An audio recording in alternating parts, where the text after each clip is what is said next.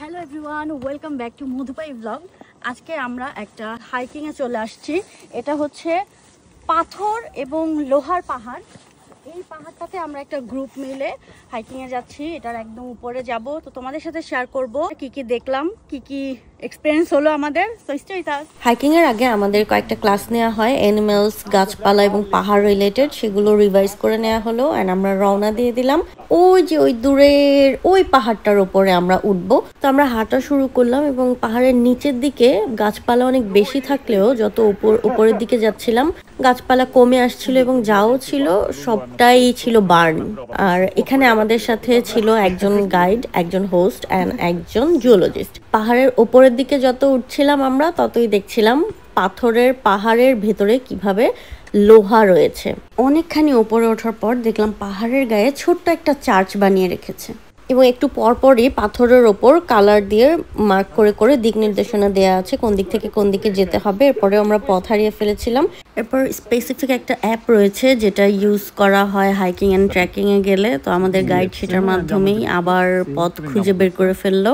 তো আমরা সামনে যেতে থাকলাম। এখানে পাহাড়ি প্রজাপতি, এরপর পাহাড়ে বসবাস করা কচ্ছপ দেখলাম।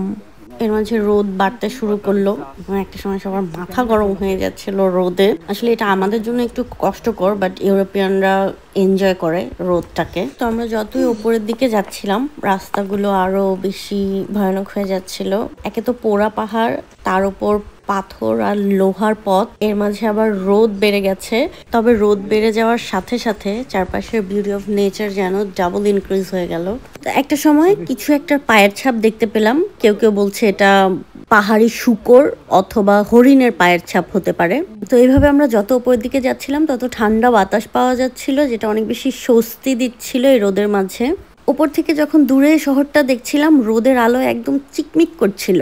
একটা বিষয় কি, এখানে 60+ এইজে যে মানুষ যেন আরো বেশি ইয়াং হয়ে যায়। এন্ড এই যে উনাকে মনে হচ্ছিল আমাদের চাইতে অনেক বেশি এনার্জেটিক। এবং এই পুরো সময়টাতে অনেক নতুন নতুন গাছপালা চিনেছি, অনেক গাছের খুব সুন্দর হিস্ট্রি রয়েছে এবং অনেক অনেক গাছের নেগেটিভ পজিটিভ এফেক্ট সম্পর্কে জেনেছি। এই পাহাড়টাতে আবার কিছুদিন পর পর আগুন লেগে যায়, বিশেষ করে সামার টাইমে, এবং অনেক গাছপালা পুড়ে যায়। তো আমরা ওপরে যাচ্ছি একটা পর্যায়ে যে দেখা গেল যে গাছপালা একেবারে নেই এবং ওই জায়গাটাতে সূর্যের আলোটা একদম সরাসরি আসছিল এবং তখন দেখলাম যে গ্লেজ দিচ্ছিল, মানে রোদের আলোয় চিকচিক করছিল, যেটা আমি মোবাইল ক্যামেরায় আসলে নিতে চেষ্টা করছিলাম বাট কোনোভাবেই আমি ক্যাপচার করতে পারিনি। ভীষণ অবাক হচ্ছিলাম ওই সময়টাতে। আমি আরো একটু উপরে যাওয়ার পর দেখা গেল যে আবার জঙ্গলের রাস্তা।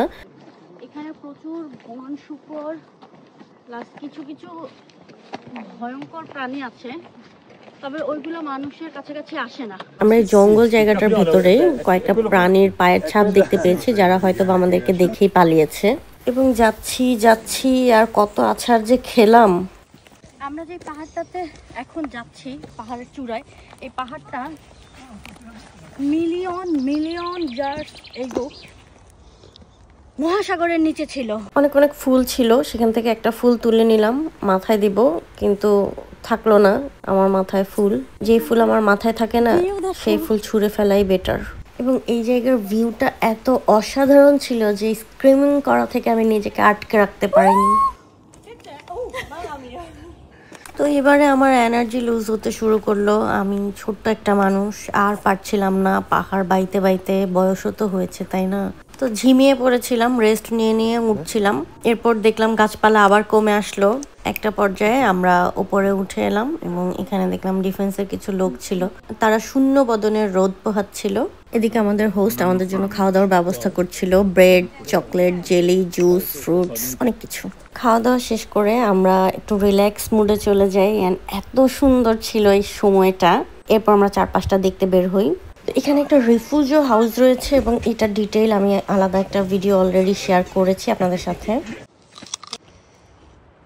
আমরা একদম পাহাড়টার চূড়ায় চলে আসছি এবং এটা মিলিয়ন মিলিয়ন ইয়ার্স এগো সমুদ্রের নিচে একটা লুকায়িত আগ্নেয়গিরি ছিল এবং একটা সময় এটা কি বলে ব্লাস্ট হয় না, ব্লাস্ট হওয়ার পরে এই যে এই পাহাড়টা জেগে ওঠে, এটার সাথে আশেপাশের আরো পাহাড় আসে, তারপর আস্তে আস্তে এখানে জনপদ গড়ে ওঠে।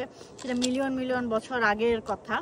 এখন তো এখানে মানুষ বসবাস করে। আর এগুলো কিন্তু সব পাথর, লোহা আছে এগুলোর সাথে, পাথরগুলোর ভেতরে ভেতরে কোনো কোনো জায়গায় সূর্যের আলো পড়ে গ্লেজ দিচ্ছে, কিন্তু ওইটা ক্যামেরায় আমি তুলতে পারছি না। ইভেন এখানে বিভিন্ন কালারের পাথর, গ্রিন, ভায়োলেট কালারের পাথরও আছে। এই জিনিসটার একটা সময় আগ্নেয়গিরি ছিল, এবং এই যে এত শক্ত পাথর, এই পাথর দিয়ে সমুদ্রের নিচে আগুনটাকে চাপা দেওয়া ছিল। তারপর কোনো এক কারণে সেটা বের হয়ে আসে, আর এই যে পাহাড়ের পাথরগুলো আশেপাশে ছিটকে পড়ে। চিন্তা করা যায়। তো হিল টপ এক্সপ্লোর শেষে আমরা নিচে নামার প্রিপারেশন নিয়ে নিলাম। সবাই একসাথেই নামবো, কিন্তু ওই যে আমি, লাড্ডু গুড্ডু এবং আমার জন্য একজন হোস্ট, সাথে আরো 2-1 জন সবার পিছে থাকে, কারণ এই টিমে আমি বোধহয় সবচাইতে বেশি উইক ছিলাম। এই যে চারপাশে যা দেখা যাচ্ছে এগুলো সব ছিল লোহা, এবং অনেক কালারফুল পাথর ছিল যেগুলো আমি আসলে জানি না কিভাবে যেন ভিডিও করা হয়নি। যাই হোক, যান্ত্রিকতা থেকে অনেকখানি উঁচুতে সুন্দর কিছু মানুষের সাথে সুন্দর একটা দিন কাটিয়ে সবাই সুস্থভাবে যার যার বাড়ি ফিরেছি।